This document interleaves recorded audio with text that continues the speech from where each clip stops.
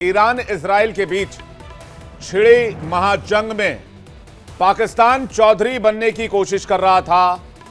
Pakistan Islamic countries में खलीफा बनने की कोशिश कर रहा था। इसे आप ऐसे भी समझ सकते हैं कि बिन बुलाए बाराती की तरह चल निकला था, चौधरी बनने चला था, लेकिन एक झटके में उसकी पूंछ पर ऐसी दुलत्ती पड़ी कि उसकी बोलती बंद हो गई। ईरान ने जैसे ही इशारा किया कि अगर हमला हुआ तो पाकिस्तान इजराइल पर परमाणु हमला कर सकता है, नेतन्याहू के देश में हलचल मची नहीं, पाकिस्तान की रूह कांप गई। इजराइल तो खैर ईरान के न्यूक्लियर ठिकानों को मिसाइल की रफ्तार से चीर रहा है, लेकिन डर पाकिस्तान को लग रहा है। सवाल उठता है कि आखिर क्यों इस्लामाबाद की नींद उड़ी हुई है?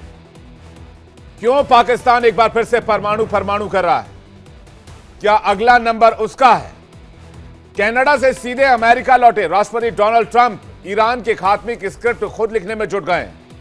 सिचुएशन रूम में ट्रंप की हाई लेवल मीटिंग जारी है और कुछ ही देर में डोनाल्ड ट्रंप ईरान को लेकर कोई बड़ा फैसला कर सकते हैं। जो रिसर्च में अभी तक सामने आया है, जो तथ्य, जो बातें अभी तक सामने आई है, उससे ऐसा लगता है कि अमेरिका किसी बड़े जंग की तैयारी कर रहा है। अमेरिका ने अपने बहुत खास हथियार अमेरिका से रवाना किए खाड़ी देशों की तरफ और इसके डेटा भी सामने आए हैं। तो क्या यह परमाणु जंग की शुरुआत हो सकती है और क्या इसमें पाकिस्तान भी फंसेगा?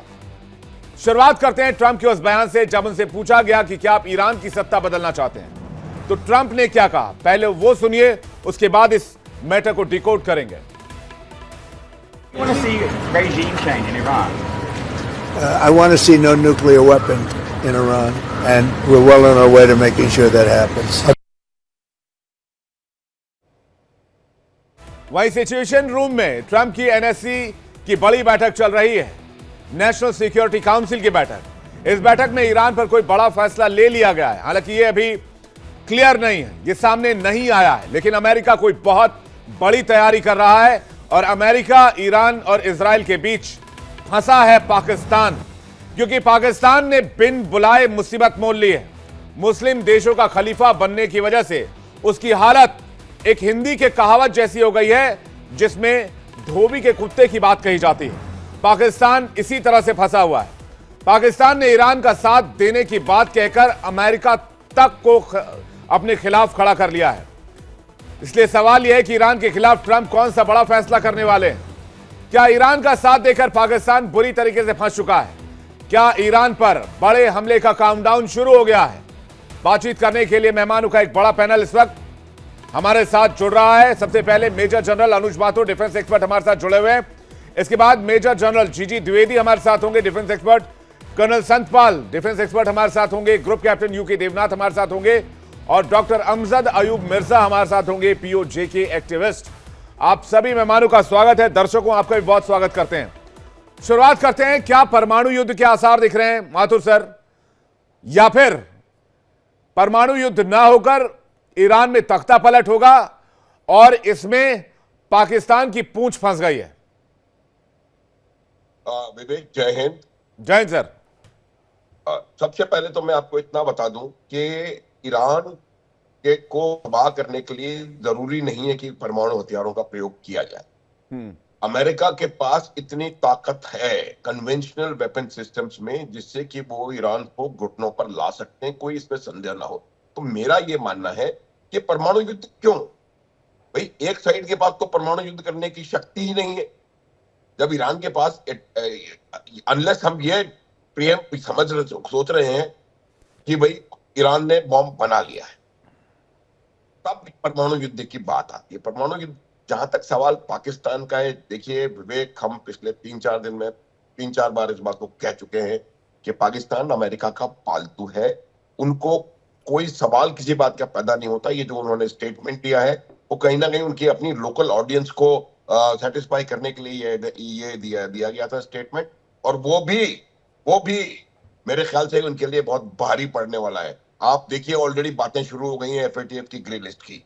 वो क्यों हो रही है, वो बात आपको समझने की आवश्यकता है। जहां तक पाकिस्तान का सवाल है, उन्होंने अपने आप को एक सांप छुछुंदर वाली गति में ला करके रोक दिया है, और वो उनको समझ में नहीं आ रहा है कि कैसे इससे बाहर निकला जाए। क्योंकि आज की जो पाकिस्तान की परिस्थिति है, उस परिस्थिति में किसी भी कीमत पर पाकिस्तान अमेरिका को अनॉय करके अमेरिका के खिलाफ जाके उस परिस्थिति से बाहर नहीं निकल सकता। विवेक, वेरी क्लियर, वेरी क्लियर। तो अब ये बात समझने की है कि पाकिस्तान क्या करेगा आगे जाने के बाद। अब आपको मैं, आपने दो स्टेटमेंट ट्रंप के दिखाए, मैं आपको याद दिलाता हूं नेतन्याहू का स्टेटमेंट। उस नेतन्याहू के स्टेटमेंट में जिसमें उन्होंने कहा है कि countries like Iran and Pakistan, उस स्टेटमेंट से इनको थोड़ी घबराहट हो रही है कि कहीं ऐसा ना हो कि अगला निशाना उनका खम होए। आपको इतिहास पता है, 1980s में हम उनको काउटा की जो उनकी कैपेबिलिटी है पाकिस्तान की, उसको डिस्ट्रॉय करने के बहुत करीब थे। क्या सर्कमस्टांसेस रहे, क्या किसने किसको कुछ कहा, वो मैं उसमें जाना नहीं चाहता अभी, लेकिन वो छूट हो गई, चूक हुई। उसकी वजह से ये पाकिस्तान एक so called, I still will say so called, क्योंकि मुझे अभी भी शक है कि पाकिस्तान के पास कुछ है या नहीं है, सो कॉल्ड एटॉमिक पावर बन गया, सो कॉल्ड एटॉमिक पावर। तो ये अगर उस समय कर दिया होता तो इसके लिए बच सकते। तो जहां तक मेरा सवाल है, ये लोग कन्वेंशनल माइट से ईरान को नीचे दबा लेंगे। रजा पहलवी के ग्रैंडसन का या उसका मैसेज आ गया, ऑलरेडी आ गया उसका स्टेटमेंट कि we were waiting for this state for so and so many time, 4 decades, और हमारा टाइम आ गया है। ये हमारा टाइम आ गया है। तो जो दो उद्देश्य हैं, non nuclear Iran and regime change in Iran, मुझे आने वाले कुछ दिनों में ये दोनों ये चीजें पूरी होती हुई नजर आ रही हैं। हमको ये नहीं भूलना चाहिए, Iran and Israel were best of the friends. Iran and Turkey were the first two countries to have recognized Israel.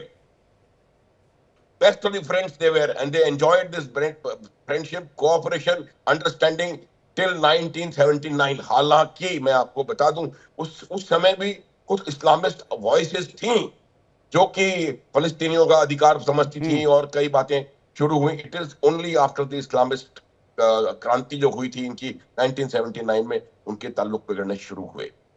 ये वो देश हैं जो बाकी अरब देश खिलाफ थे इजराइल के, ईरान और तुर्की और इथियोपिया, ये 3 कंट्री थी जो कि इजराइल के साथ थी। अंडरस्टैंडिंग थी, कोऑपरेशन था, ट्रेड रिलेशनशिप थी, बहुत बिजनेस होता था। तो ये कई चीजें होती हैं। देखिए, हर चीज आपस में लगातार चेंज होती रहती है, बढ़ती रहती है। और अब मुझे लग रहा है कि इस इस्लामिक फंडामेंटलिस्ट गवर्नमेंट के दिन गिने चुने रह गए हैं। विवेक, जनरल द्विवेदी सर हमारे साथ जुड़ गए हैं इस वक्त। आपका भी स्वागत है सर, मेजर जनरल जी द्विवेदी सर। और कर्नल संतपाल जी हमारे साथ जुड़ गए हैं। कर्नल साहब, आपका भी स्वागत है। द्विवेदी सर, 2 सवाल है। एक तो ट्रंप क्या बड़ी तैयारी कर रहे हैं? 28 टैंकर विमान रवाना किए गए हैं कल, जो फ्लाइट रेडार में आए, 28 टैंकर एयरक्राफ्ट।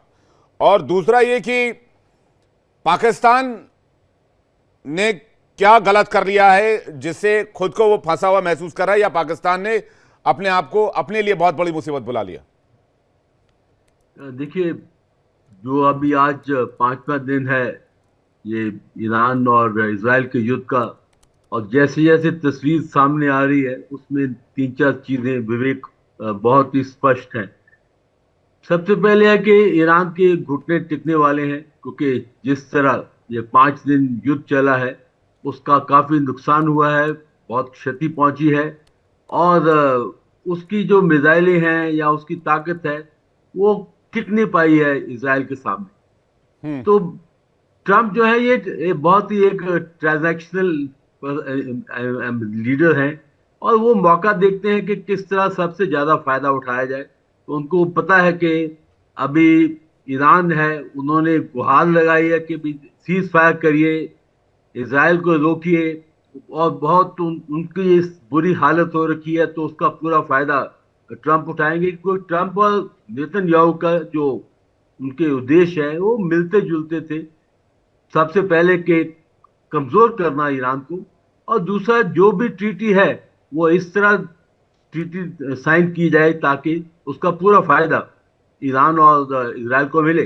तो वही अभी ये ट्रंप जो है यही करेंगे कि उसका किस तरह वो अपना फायदा उठाते हैं और किस तरह इसको और भी कमजोर करेंगे, उन्होंने ये बताया कि अभी जब उन्होंने कनाडा को जा रहे थे वॉशिंगटन में, तो अपने एयरफोर्स वन में उन्होंने बताया है कि देखो अगले 48 घंटे में पता लगेगा जी। कि इजराइल रुकेगा या और भी आगे बढ़ेगा। यानी कि वो पूरा टाइम दे रहे हैं इजराइल को, ताकि जितना भी नुकसान पहुंचा सके इस समय वो पहुंचाए। दूसरी बात है पाकिस्तान की। देखो पाकिस्तान की एक उनकी भी एक कैरेक्टरिस्टिक है कि वो सदैव अपने आप को ऐसे गड्ढे में डालते हैं कि जो निकलना मुश्किल हो जाता है। तो अभी उनके chief field marshal Asif Munir वो अमेरिका में थे, तो एक तरफ तो उनको वहां कहते हैं कि हमें इनवाइट किया, वो सेल्फ इनवाइट भी हो जाते हैं, और दूसरा उन्होंने जो स्टेटमेंट दी है इसराइल के विरुद्ध, तो उनको भी पता नहीं लग रहा कि किस तरह वो अपने आप को वहां बचाएं या अपने आप को छुपाएं। क्योंकि पाकिस्तान एक ऐसा देश है जिसका इस्तेमाल वो कराते हैं दूसरे देश, यानी कि मैं कहता हूँ इस्तेमाल भी करते हैं, they abuse also, misuse also. वो अपने आप को बेच भी देते हैं जब भी मौका मिलता है। तो अभी वो अमेरिका के साथ भी है और वो चाइना के साथ भी है, दोनों तरफ वो तो बीन बजाते हैं। तो उनका कुछ कह नहीं सकते, क्योंकि इस देश का कोई अपना जमूर अपनी कोई इनकी गौरव नहीं है, कोई इनका शर्म नहीं है, तो वो अपने आप को बिकाऊ है तो बेचते हैं। तो मैं आखिरी बात ये बताना चाहता हूँ कि जिस तरह अभी युद्ध आगे चल रहा है, तो मुझे लगता है कि 2-3 दिन और चलेगा, और जब इजराइल के घुटने टिकेंगे तो वो एक डील होगी। वो डील ऐसी होगी कि जिसका पूरा फायदा ईरान को, इजराइल को और अमेरिका को होगा। और इस समय ईरान जो है वो एक कमजोर देश बन के उभरेगा। तो वहां का तख्ता पलटा होता नहीं है या होता है, ये तो मैं नहीं तो रिजीम सर, ये मुझे लगता है तब तक ये जंग नहीं रुकेगी जब तक रिजीम चेंज ना हो जाए। हाँ, ये देखो ये एक कंजक्चर है, ये क्याफा है। हाँ। पर कह नहीं सकते कि रिजीम चेंज इतना आसानी से होता है। देखो इराक में रिजीम चेंज हुआ, उसके बाद क्या हुआ, तो वहां एक और ही तरह का युद्ध शुरू हो गया। तो क्या है कि ईरान में, हाँ हालांकि ज्यादा जो पब्लिक है वो रिजीम चेंज चाहती है, पर काफी जो थ्योरिक्स हैं, मुल्लाज हैं, रिलीजियस टीचर हैं, इनका भी काफी होल्ड है। तो इस समय रिजीम चेंज जो है वो मैं कहता नंबर 2 प्रायोरिटी है। तो सबसे ज्यादा प्रायोरिटी है कि किस तरह ये डील साइन की जाए, ताकि ईरान की जो काबिलियत है, उनकी न्यूक्लियर काबिलियत है, वो को खत्म किया जाए। और साथ ही साथ वो तो सर मौजूदा रिजीम के साथ पॉसिबल ही नहीं है, वो खामनेई मानेंगे नहीं। वो अगर मानना होता तो इतने बैलिस्टिक मिसाइल और इतने फाइटर जेट्स के हमले क्यों झेल रहे होते खामनेई, वो पहले ही डील साइन कर चुके होते। इतने हमलों के बाद अगर वो यूटर्न ले लेंगे तो ना उनकी इज्जत बचेगी ना उनकी सरकार की इज्जत बचेगी। अभी देखो वो क्यों गुहार लगा रहे हैं कि हमें बस करो, इजराइल को रोको, क्यों गुहार लगा रहे? क्योंकि उनको ये पता नहीं था कि इतनी मतलब उनकी पिटाई होगी।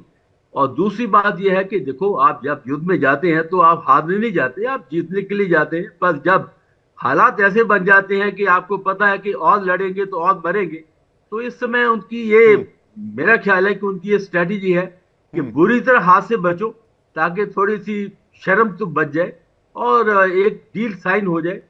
अब न्यूक्लियर जो है वो बाद में भी कर सकते हैं, उनके पास कैपेबिलिटी है, पर किस तरह आगे ये डील होगी, किस तरह ये मेज पर आएंगे। पर मैं आपको एक चीज स्पष्ट करना चाहता हूं, देखो जब आप नेगोशिएशन के लिए आते हैं या मेज पर आते हैं, तो आपकी पोजीशन वही होती है जो ग्राउंड में पोजीशन है। इस वक्त ग्राउंड में पोजीशन जो है वो ईरान की काफी नाजुक है। तो इसलिए जब वो मेज पर आएंगे, टेबल पर आएंगे, तो उनकी जो बार्गेनिंग पोजीशन है वो काफी कमजोर होगी। विवेक, ठीक है द्विवेदी सर, आपके पास वापस लौटेंगे। हमारे साथ अमजद अयूब मिर्जा भी जुड़ गए हैं पाकिस्तान के पॉइंट ऑफ व्यू से, वो अपना जवाब हमारे सामने रखेंगे। यूके देवनाथ सर और कर्नल सतपाल जी आपके पास वापस लौटूं। लेकिन ट्रंप इस वक्त एनएससी की नेशनल सिक्योरिटी काउंसिल की एक बहुत बड़ी बैठक कर रहे हैं। इस बैठक में ईरान पर कोई बड़ा फैसला लिया जा सकता है। 24 से 28 टैंकर एयरक्राफ्ट जो है वो मध्य पूर्व और यूरोप की तरफ रवाना किए गए। अनुमान यह लगाया जा रहा है कि इजराइल के पास जो टैंकर विमान हैं वो बहुत पुराने हैं और ईरान और इजराइल की दूरी बहुत है। फाइटर जेट्स अगर ईरान पर हमले बढ़ाते हैं तो उन्हें बीच में रिफ्यूलिंग की आवश्यकता पड़ेगी। कयास ये लगाए जा रहे हैं कि इन टैंकर विमानों को इजराइल की तरफ भेजा जाएगा जिससे कि फाइटर जेट्स की रिफ्यूलिंग आसान हो सके। अब सिचुएशन रूम में बैठक के मायने क्या वो भी समझ लीजिए। युद्ध को लेकर हालात गंभीर हैं। ट्रंप को लगता है तुरंत फैसला लेने की जरूरत है। राष्ट्रीय सुरक्षा से जुड़े खतरों को लेकर बैठक है और वैश्विक संकट के दौरान यह बैठक बुलाई जाती है। एनएससी की बैठक जो बुलाई गई है, यानी कि कोई बहुत बड़ा फैसला जो है वो डोनाल्ड ट्रंप करने वाले हैं और इसी दरमियान ये बैठक बुलाई गई है। और G7 समिट को, जहां पर प्रधानमंत्री नरेंद्र मोदी को भी न्योता दिया गया था, वो भी पहुंचे थे। G7 समिट को बीच में छोड़कर डोनाल्ड ट्रंप वापस चले गए, तो ये किसी बहुत बड़ी तैयारी की तरफ इशारा दिख रहा है। वापस चलते हैं डिबेट पर। मेहमान हमारे साथ लगातार बने हुए हैं। यूके देवनाथ सर के पास जा रहे हैं। यूके देवनाथ सर, क्या डोनाल्ड ट्रंप कोई बड़ी तैयारी कर रहे हैं? जिस तरह से इशारे मिल रहे हैं, और इसका एंड रिजल्ट क्या होगा? द्विवेदी सर का मानना है कि बातचीत के टेबल पर ही खत्म होगा। मेरा मानना है रिजीम चेंज के बाद ही शायद कुछ हो सकता है। खामनेई झुकने वाले नहीं है। आपको क्या लगता है? देखिए, इसमें कोई शक नहीं है कि इजराइल अमेरिका दोनों बरसों से कोशिश कर रहे हैं कि खामनेई सरकार के रिजीम को बदल दिया जाए। आज की बात नहीं है, 1979 से पहले की भी बात बता रहा हूं। 1979 के पहले भी वहां पर जब जब रूढ़िवादी तत्व या रिलीजियस ग्रुप सिर उठाते थे, तो जो पहले शाह ऑफ ईरान थे, मोहम्मद रजा पहलवी, वो अमेरिका और इजराइल की मदद से ही मैं 1979 के पहले की बात कर रहा हूं, अमेरिका और इजराइल की मदद से ही इन रिलीजियस ताकतों पर कंट्रोल रखते थे। 1979 में जिस दिन पहली बार खमेनी ने शपथ ली और पावर में आए, उसके पहले घंटे से ही अमेरिका कोशिश कर रहा है कि वहां पर रिजीम चेंज हो जाए। उनके टूल किट में दो अस्त्र है अमेरिका के रिजीम चेंज के लिए। एक तो इजराइल से दबाव डालो, चाहे वो युद्ध के शेप में हो या वो पॉलिटिकल प्रेशर हो। दूसरी चीज है, खुमैनी के तख्ता पलट के लिए ईरान के लोगों का ही इस्तेमाल करो। ईरान में काफी बड़ी तादाद में ऐसे लोग हैं जो किसी भी डेमोक्रेसी में है। किसी भी डेमोक्रेसी में आधे लोग शासन के सत्ता के साथ होते हैं और आधे लोग विपक्ष में होते हैं। ये सारी डेमोक्रेसीज में होती है। अमेरिका में भी ऐसे ही है। 51% लोगों ने रिपब्लिकन्स के लिए वोट किया, 49% ने डेमोक्रेट के लिए वोट किया। भारत में भी ऐसा है कि आधे लोग सत्ता पक्ष के सपोर्ट में खड़े होते हैं, आधे लोग विपक्ष में खड़े होते हैं। तो अमेरिका ने ईरान में जो विपक्ष लोग हैं उनको तैयार किया है, पाला पोसा है और उनको इस्तेमाल करके अभी नहीं, 2010 में भी और 2018 में भी अमेरिका ने कोशिश की कि ईरान के जो ये अंदरूनी स्ट्रेस है उसका इस्तेमाल करके खमैनी की सरकार को उखाड़ फेंका जाए। यही चीज वो आज भी इस्तेमाल कर रहे हैं। ईरान के बहुत बड़े तादाद में लोग 1979 के रिवॉल्यूशन के बाद भागकर, जो खासतौर से जो कैपिटलिस्ट थे ईरान में या शाही परिवार से संबंधित लोग थे, वो भागकर यूरोप अमेरिका चले गए। तो ये लोग जो ईरानी हैं, जो कि यूरोप में बस गए पिछले 30-40 साल से और अमेरिका में बस गए पिछले 40-50 साल से, ये लोग अमेरिका की सरकार को और CIA को सारी इंफॉर्मेशन देते रहते हैं कि ईरान में कौन क्या कर रहा है, उसका घर कहां पर है, उसके गाड़ी का नंबर। बेसिक सी बात ये, क्या ईरान को परमाणु संपन्न होना चाहिए, नहीं होना चाहिए, और इस जंग का एंड कहां पर होगा? बेसिक सा क्वेश्चन। देखिए, हाँ, क्वेश्चन बहुत शानदार है। सवाल यह है कि ईरान जो है वो उसका एक ही बेसिक सिंपल है, यही सवाल है कि इजराइल के पास 80 परमाणु हथियार क्यों होने चाहिए? ऐसा कौन सा देश है जो कि इजराइल के ऊपर परमाणु देश 80 फेंकने वाला है? सऊदी नहीं, इजिप्ट नहीं, तुर्की नहीं, जॉर्डन नहीं। तो इजराइल ने क्यों 80 बम बना लिए? ये हुई पते की बात। कुछ आपने अच्छी बात बताई है जी सर। तो इजराइल ने अगर 80 बम बना लिए हैं तो वो किसी काल्पनिक दुश्मन की कल्पना कर रहा है। और अगर आप देखें काल्पनिक दुश्मन किस पर, इजराइल। आज अगर हम जाके इजराइल में उनके पॉलिटिकल टॉप ब्रास से पूछें, नेतन्याहू से पूछें या इजराइल के राष्ट्रपति से पूछें कि आपने इन 80 परमाणु बमों का इस्तेमाल किसके खिलाफ करना है, उनके पास जवाब नहीं है। मन ही मन में वो सोचेंगे ईरान, लेकिन भाई ईरान ने तो पिछले 50 साल में न्यूक्लियर हथियार नहीं बनाए। आज भी ईरान की सरकार बार, चाहे खमेनी हो चाहे पेजेश्कियन हो जो वहां के प्रेसिडेंट हैं, चाहे उनके सरकारी प्रवक्ता हो, उन्होंने बार बार कहा है कि हम बम नहीं बना रहे हैं। 50 साल से हमने बम नहीं बनाया, आगे भी नहीं बनाएंगे। IAEA की रिपोर्ट में अब तक उन्होंने नहीं कहा है कि ईरान के पास बम है। हाँ, IAEA की रिपोर्ट इतनी बता रही है कि उन्होंने 60% तक यूरेनियम को परिष्कृत कर लिया है, लेकिन उसका आपने मतलब अच्छा ये नहीं सवाल कि वो उठाया कि भाई इजराइल के पास 80 परमाणु हथियार क्यों होने चाहिए, ईरान के पास क्यों नहीं होने चाहिए। मैं कर्नल सतपाल सर से इसका जवाब लूं, उसके बाद मिर्जा साहब आपके पास आ रहा हूं। सतपाल जी जी देखिए, जो प्रश्न आपने किया है, आज विश्व के अंदर प्रत्येक देश अपने आप को मिलिट्रीली और जो वेपनरी में बहुत आगे जाना चाहता, और जो 21st सेंचुरी के अंदर है, डायनेमिक्स चेंज हो चुके हैं। आज शांति के लिए एक डिटरेंस है। यदि आप देखें, हमारे जो पड़ोसी है, एडवर्सरी है पाकिस्तान, भुट्टो साहब की आप स्टेटमेंट देखें कि हम घास खाना पसंद करेंगे लेकिन न्यूक्लियर बनाना हमारी फर्स्ट चॉइस हो। तो आज जो डायनेमिक्स है, हर प्रत्येक देश अपने आप को सैन्य शक्ति से और वेपनरी से बहुत ही मजबूत बनना चाहता है। That is number 1। नंबर 2 कि जो आज डायनेमिक्स हैं, हर देश जो है परमाणु को, न्यूक्लियर को एक पीसफुल पर्पस पे भी यूज किया जा सकता है। जो परमाणु जो अगर शक्ति है उसको पीसफुल भी हो सकता है। पर आज जो डायनेमिक्स मिडल ईस्ट के अंदर है, जिस हिसाब से चल रहा है वहां पे, आप ये देखें कि हमास, हिजबुल्लाह, हुती, तो वहां पे पूरी अशांति है। और अगर इजराइल का भी ठीक है, जो उनका एम है कि उनका परमाणु शक्ति को और क्षमता को नष्ट करना ईरान का, और जो अमेरिका, ट्रंप साहब भी कह रहे हैं कि हमने 60 डेज का टाइम दिया और भी डील को देते हैं। That is number 1। जो सेकेंड नैरेटिव आया है, वो कहा है कि रिजीम चेंज, ये भी सेकेंड नैरेटिव है, इसका एम प्लस है इसको। ये दोनों चीज जो है बहुत ही इंपॉर्टेंट है। और ईरान जो है रेडिकल्स है, उसकी अपनी एक धार्मिक जो मुल्ला मौलवीज हैं जो देश को चला रहे हैं। आप कर्नल साहब, आप ये कह रहे हैं कि अगर ईरान के पास परमाणु हथियार आए तो ये पावर इम्बैलेंस कर सकता है खाड़ी देशों में।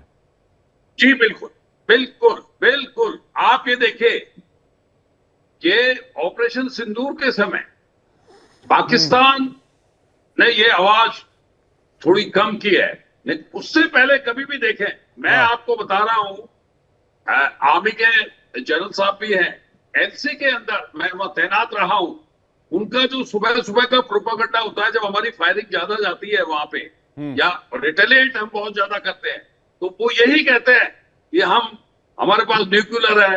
मतलब ये जो है लोकल प्रोपेगेंडा में भी ये है। तो ये हम आपको न्यूक कर देंगे।